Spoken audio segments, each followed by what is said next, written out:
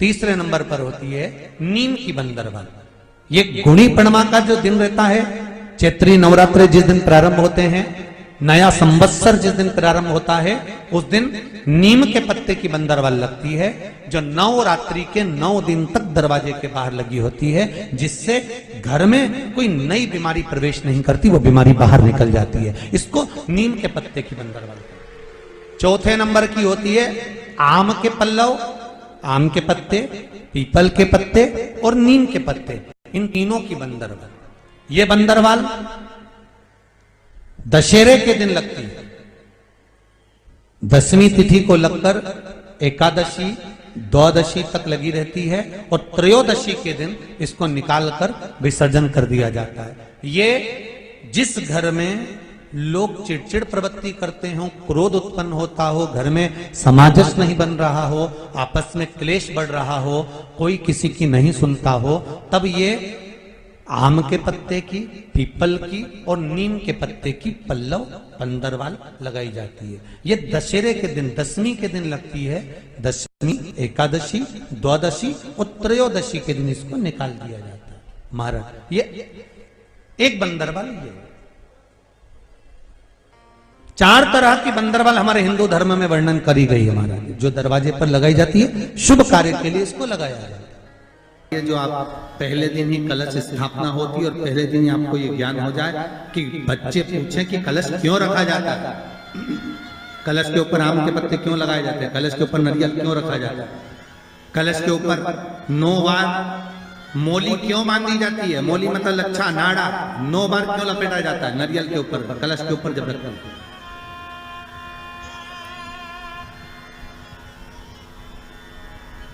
कलश के ऊपर जब जब श्रीफल रखाता है, नारियल रखाता है, तो उस पर 5 बार 7 बार मोली नहीं लपेटी जाएगी, तो 9 ही बार लपेटी जाएगी। 5 या 7 बार लपेटते हैं तो कहते हैं कि लक्ष्मी की छिन्नता होती है, और वो 9 बार लपेटी जाती है तो भरपूर लक्ष्मी का भंडार भरती है। क्यों क्यों कहते हैं? भगवान कुंभ का निर्माण कर रहे हैं, भगवान कलश का निर्माण कर रहे हैं, और भगवान स्वयं ब्रह्मदेव कर रहे हैं कि आप ऐसा निर्माण कर दो जिसमें 33 कोटि देवता स्वतः विराजमान हो जाए। तो भगवान ने उस कलश का निर्माण कर दिया। अब कलश का निर्माण करा तो स्वयं भगवान ब्रह्मदेव बोले, प्रभु इस कलश के अंदर मेरा स्थान कहां है, मेरा स्थान कहां है?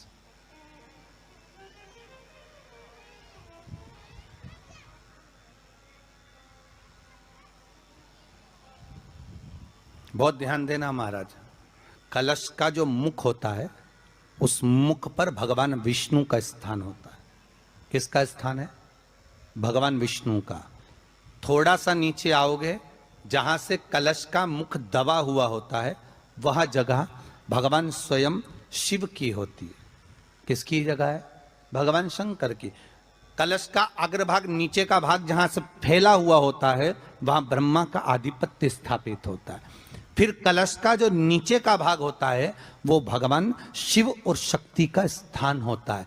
कलश के बाहरी भाग में, जहां पर बाहर का हिस्सा होता है, उस कलश के बाहरी भाग में 33 कोटि देवताओं को भगवान शंकर ने लाकर विराजमान किया होता है। महाराज भगवान शंकर 33 कोटि देवताओं को निमंत्रण देकर उस कलश में विराजमान कर दिया। कितना सुंदर लिखा है देवी भागवत के अंदर कि जहां कलश की स्थापना होती है, उस जगह पर किसी देवताओं को बुलाने की जरूरत नहीं होती।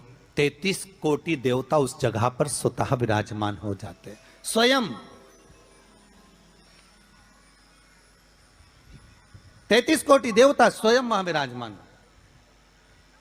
नवरात्रे एकम से प्रारंभ नहीं होते, अमावस्या की रात्रि से प्रारंभ हो जाते, इसलिए उसको कहते हैं नवरात्रे। क्योंकि 9वीं के दिन माता जी का विसर्जन हो जाता है, जवारों का विसर्जन हो जाता है। व्रत करने वाले कन्या पूजन, भोजन, भंडारा कराकर विराम दे देते। तो 9वीं की रात्रि उसमें नहीं जुड़ा पाती। उसमें रात्रि अगर जुड़ती है तो ये अमावस्या की रात्रि से जुड़ना प्रारंभ होता है, तब जाकर वो नवरात्रि पूर्ण हो पाती है। पितृलोक में पितृ जैसे निवास होकर भी इंतजार करते हैं। 4 नवरात्र हैं तो 4 ही श्राद्ध हैं। आज मौनी अमावस्या है, श्राद्ध का विराम हो जाता है और कथा अर्थात नवरात्र प्रारंभ हो जाते हैं दूसरे दिन।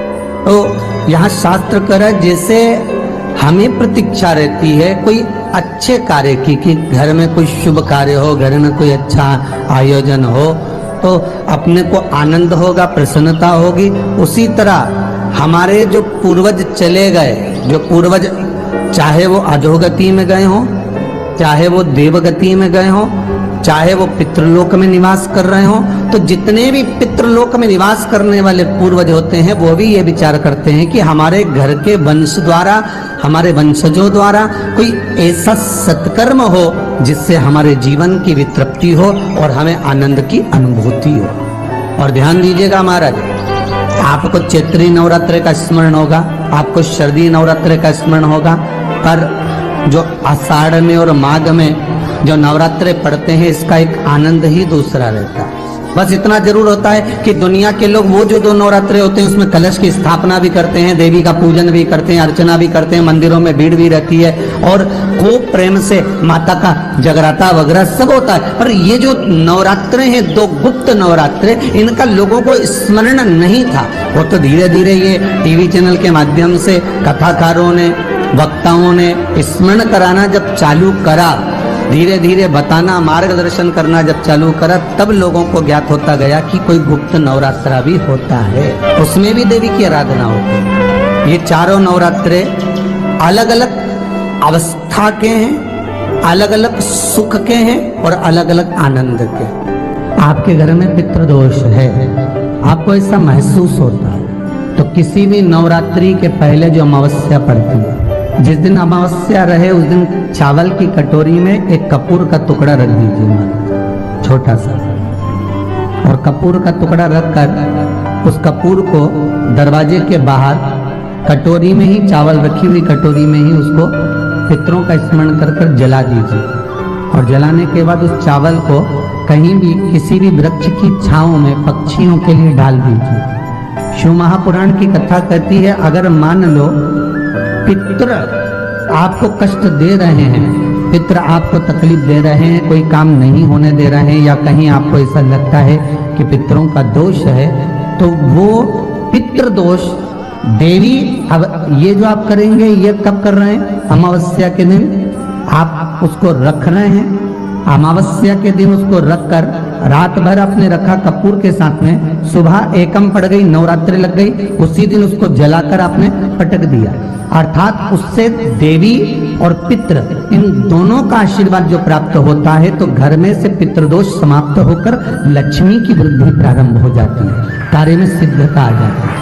और नवरात्रि में भी देवी की आराधना का एक स्मरण का सुख है महाराज। ज्योत का विधान है, नवरात्रि में देवी की ज्योत लगती है, अखंड ज्योति लगती है, जवारे बुआए जाते हैं, कलश लगता है, ज्योत का भी विधान है। जिसके यहाँ दिया अखंड जलाया जाता है, अगर वो दिए की लो, दिए की बाती अगर दक्षिण दिशा की होती है तो उसके घर में साल भर में एक घात जरूर होती है। जो दिया अखंड जलता है उसकी बाती का मुख दक्षिण का नहीं होना चाहिए।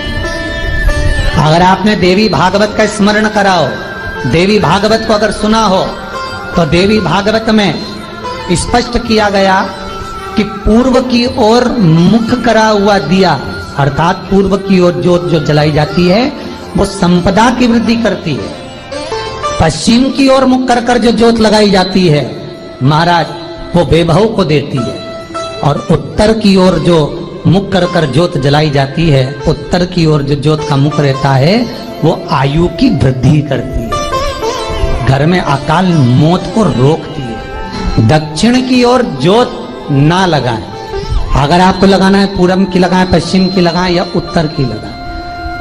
और जितने दिन महारानी जगदम्बा जगतधात्री दुर्गा भवानी चैत्र नवरात्रे में, शरदी नवरात्रे में, आषाढ़ी नवरात्रे में, आदिकादिक पौष नवरात्रि में हम जगत जननी जगदम्बा की जब स्थापना करते हैं, या हम नूतन घर का प्रवेश करते हैं, या गणेश जी की स्थापना करते हैं, या कोई दुकान को प्रवेश करते हैं, या कोई शुभ कार्य करने के लिए अग्रण्य होते हैं, तो हम कलश की स्थापना क्यों करते हैं? कलश के अंदर आखिर ऐसा क्या विराजमान है कि 33 कोटि देवता उस कलश के अंदर आकर बैठ जाते हैं? आप कोई यज्ञ करने जा रहे हो, आप कोई पोथी पुराण करने जा रहे हो, आप कोई अच्छा कार्य करने जा रहे हो, तो ब्राह्मण देवता कह देते कलश की स्थापना होगी, कलश की शोभा यात्रा निकलेगी, कलश यात्रा निकलेगी, कलश विराजमान होगा।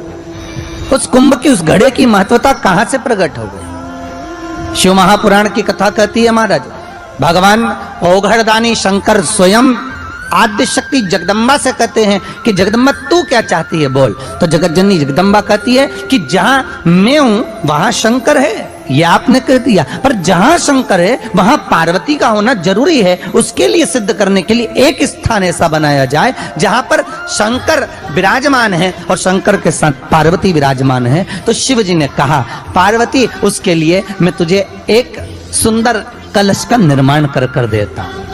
अष्टमी के दिन कन्याओं का भोजन कराओ या नवमी के दिन कन्याओं का भोजन कराओ, पर देवी भागवत तो कहती है, देवी भागवत तो वर्णन करती है कि पहले नवरात्रि से लेकर नवमी तिथि तक जितने दिन देवी के होते हैं, प्रत्येक दिन में आप किसी भी दिन कन्याओं का भोजन करा सकते हो, पहली रात्रि से लेकर, पहला दिन से लेकर। पर 9वें दिन तो सवेरे पूजन करके यज्ञ करके अनुष्ठान करके देवी को विसर्जन कर दिया, फिर नवरात्रि पूर्ण कैसे हुई? नवरात्रि की पूर्णता होती है अमावस्या की रात से गिनी जाती है। कौन से दिन से गिनते हैं? अमावस्या की रात्रि, फिर एकम की रात्रि, फिर दूज की रात्रि, ऐसे गिनते गिनते अष्टमी की रात्रि तक और नवमी के दिन सुबह तक या दोपहर तक या शाम तक, जब तक आप यज्ञ ना करें तब तक ये 9 रात्रियां पूर्ण गिनी जाती है महाराज देवी भागवत के हिसाब से पूर्णता।